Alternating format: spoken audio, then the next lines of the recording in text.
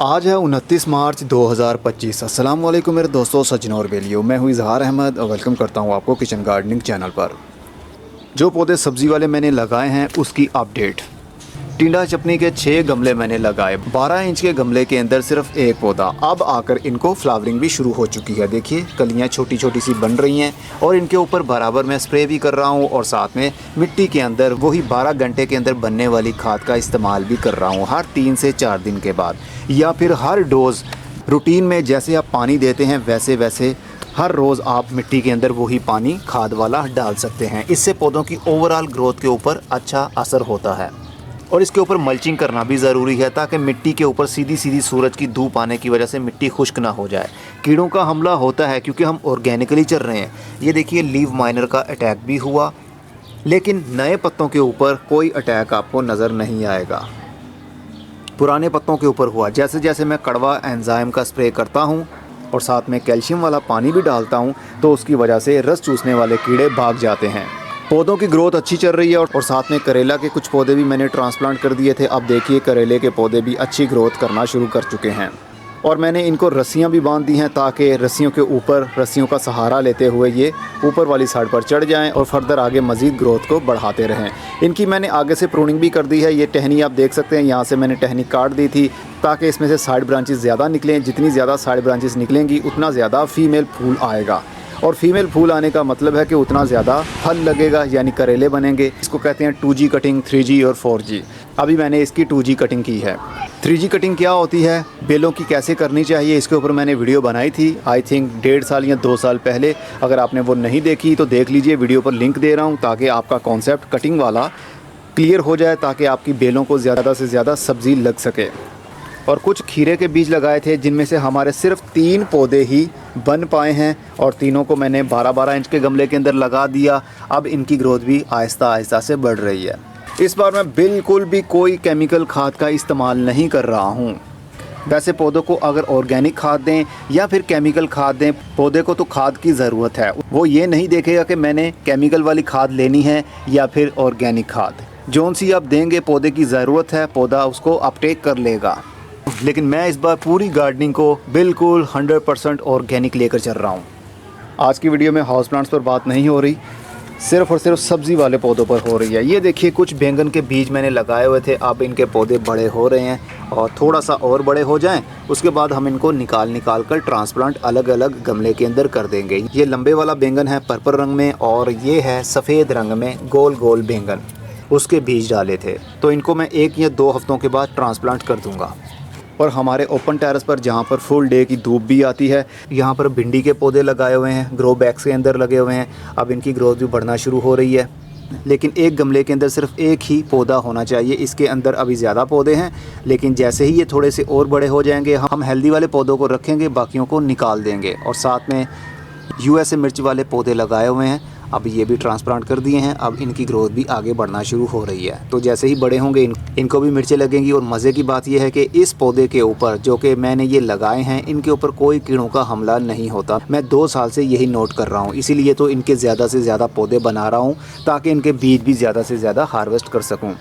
वैसे इस वैरायटी के अंदर ज़्यादा बीज निकलते नहीं हैं, बहुत कम बीज निकलते हैं, लेकिन जितने भी निकलते हैं उसको मैं सेव कर लेता हूँ। और मॉर्निंग ग्लोरी के देखिए जनाब फूल खिले हुए हैं धूप में, बहुत ज़बरदस्त। और मॉर्निंग ग्लोरी के बारे में बता दूँ कि जब बहुत ज़्यादा गर्मी की लू चलती है ना और उसकी धूप में इसके पत्ते बर्न हो जाते हैं, फूल खिलते नहीं हैं, कलियाँ भी नहीं खिलेंगी।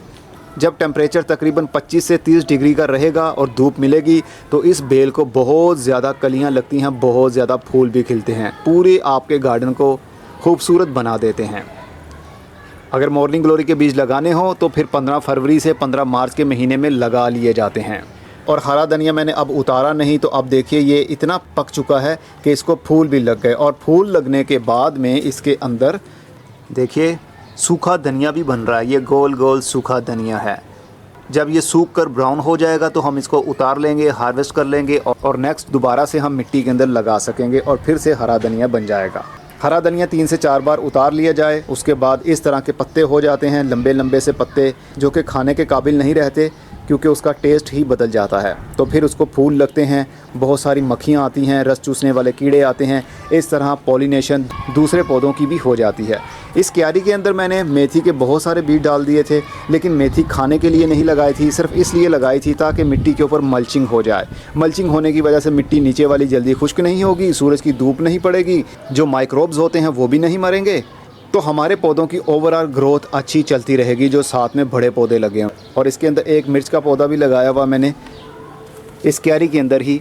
एक भी पत्ता ऐसा नहीं है जिसकी हालत बिगड़ गई हो या फिर उसके ऊपर कोई कीड़ों का हमला अभी दिख रहा हो, क्योंकि ऑर्गेनिक खाद मैं स्ट्रॉन्ग वाली इसको दे रहा हूँ। कैल्शियम का स्प्रे भी करता हूँ, मिट्टी के अंदर भी कैल्शियम डाल रहा हूँ।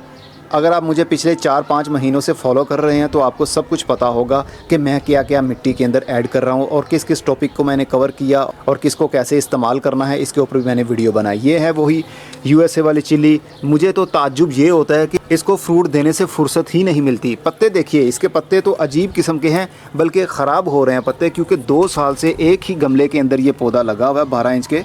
इसका तना देखिए कितना मोटा हो गया और तने के पास में भी इसको फ्लावरिंग शुरू हुई और फ्रूटिंग भी हो रही है। भला 2 साल के बाद भी हरी मिर्च के पौधे को ऐसा होता आपने कभी देखा है? मैंने तो नहीं देखा था, लेकिन इस वाली वैरायटी ने तो कमाल ही कर दिया। देखिए मिर्चों से फिर से पौधा भरा हुआ है और अभी भी फूल लग रहे हैं और कलियां खिल रही हैं और उनके बाद में मिर्चें बनेंगी। तो इस वैरायटी को इसलिए मैं ज़्यादा से ज़्यादा आगे बढ़ाने की कोशिश कर रहा हूँ। हमारे काफ़ी सारे पौधे हरी मिर्च के तैयार थे जो कि सेल हो गए। अब कुछ पौधे रह गए हैं, अभी इनको फ्लावरिंग और फ्रूटिंग शुरू हो रही है। बाकी जितने भी पौधे फ्रूटिंग पर थे वो सारे सेल हो गए हैं। सिर्फ लाहौर में ही मैंने सेल किए, आउट ऑफ सिटी पौधों को मैं डिलीवर नहीं कर सकता। बाकी लेमन प्लांट अब दोबारा से देखिए कलियों पर आ रहा है। इसको सफ़ेद रंग की आप देख सकते हैं, कलियाँ बन रही हैं। कुछ खिल जाएंगी, कुछ गिर जाएंगी, कुछ के अंदर फल बन जाएगा और कुछ के अंदर बनने के बाद में गिर जाएगा। ज़रूरी नहीं होता कि जितने फूल खिले हैं उतने ही फल बने। बस ख्याल आपने एक ही रखना है कि पौधे को प्रॉपर खाद मिलती रहे, चाहे ऑर्गेनिक हो चाहे फिर केमिकल हो। इस बार हमारे शहतूत के पौधे को कोई फल नहीं लगा, क्योंकि इस साल गर्मी बहुत जल्दी शुरू हो गई थी। फरवरी का महीना शुरू होते ही ऐसे लग रहा था जैसे कि अप्रैल का महीना है, इसलिए मेरे इस पौधे के ऊपर कोई भी फ्रूट सेट नहीं हो पाया इस साल। कोई बात नहीं, अगले साल से ही। बस जनाब ये थी अपडेट जो कि मैंने सब्जियां अभी लगाई हुई हैं। आपने कौन कौन सी लगाई हैं कमेंट बॉक्स में ज़रूर बताइएगा। फिर मिलेंगे। और हाँ, सूरजमुखी के बीज भी मैंने लगाए थे, वो भी पौधे बन गए हैं।